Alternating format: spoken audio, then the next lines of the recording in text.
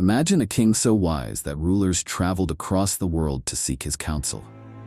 A monarch so powerful that he controlled the winds, commanded armies of men and creatures, and built a kingdom of unrivaled wealth.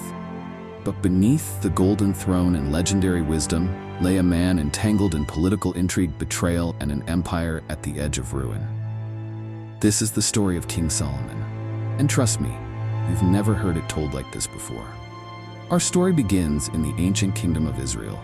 Solomon, the son of a mighty king, was never meant to inherit the throne. He was young, untested, overshadowed by powerful rivals, and yet, against all odds, he ascended. How? Because of one thing: wisdom. But here's the real question: where did his wisdom come from? Some people struggle to decide what to eat for dinner. Solomon, he was faced with an unimaginable choice: what to ask for when granted anything in the world.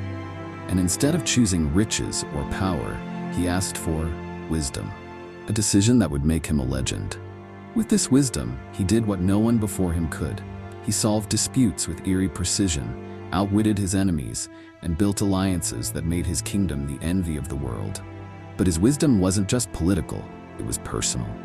He was known to use his intellect in everyday matters, ensuring justice among his people. One of his most famous judgments? The case of two women claiming to be the mother of the same child. He proposed cutting the child in two, shocking the court.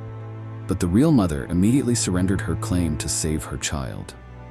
With that, Solomon exposed the truth. It wasn't just a ruling, it was a masterstroke of human psychology. Solomon's fame spread beyond the borders of his kingdom. Rulers from distant lands sent emissaries, eager to hear his words of wisdom. Traders and scholars flocked to his court, bringing exotic goods and knowledge from every corner of the known world. But even the wisest man is still a man, and every man has weaknesses. Under Solomon's rule, Israel became a beacon of wealth. Gold flowed like water, knowledge flourished, and stories of his wisdom spread far and wide. His kingdom was not just powerful, it was beautiful. Solomon oversaw massive architectural projects, none greater than the legendary Temple of Jerusalem.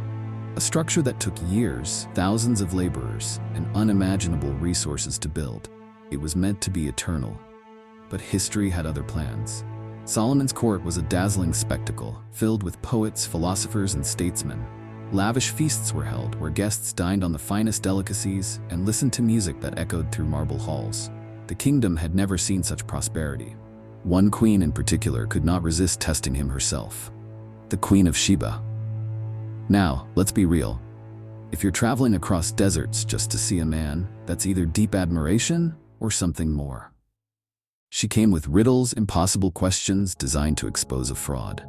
But Solomon answered each one flawlessly, earning her awe and perhaps her heart. But not all alliances were so harmonious. With power came temptation, with wealth came arrogance, and with wisdom came the illusion of invincibility. Solomon's diplomatic strategies involved marrying into foreign dynasties. His harem, filled with princesses from distant lands, was meant to secure peace. But with these alliances came conflicting influences.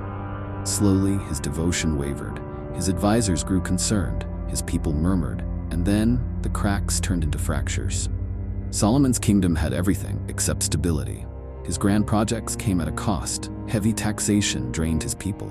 Lavish spending turned admiration into resentment, and his desire to maintain peace through strategic marriages? It led to a divided court, conflicting influences, and a king who slowly drifted away from the very wisdom that made him great. Ever heard the phrase, "too much of a good thing"? Well, Solomon's harem reportedly numbered in the hundreds. Talk about relationship problems. As his people suffered under heavy taxation, factions formed. The kingdom he had built with wisdom began to splinter. His enemies sensed vulnerability, and Solomon, once the man who could solve any problem, now faced the one thing no wisdom could escape: time. His death marked the end of an era. His kingdom, once united, was torn apart in civil strife. His legacy? A cautionary tale of how wisdom alone cannot save a kingdom from its greatest enemy: human nature. Solomon's story is one of greatness, but also of imperfection. A reminder that even the wisest can fall. That power and wisdom, without balance, can lead to downfall. But the real question is, if you were in his place with all the power in the world, would you have made the same choices? If you found this story fascinating, hit that like button and subscribe for more epic tales from history. And let me know in the comments, what do you think was Solomon's greatest strength and his greatest mistake? Until next time, keep questioning, keep exploring, and keep learning.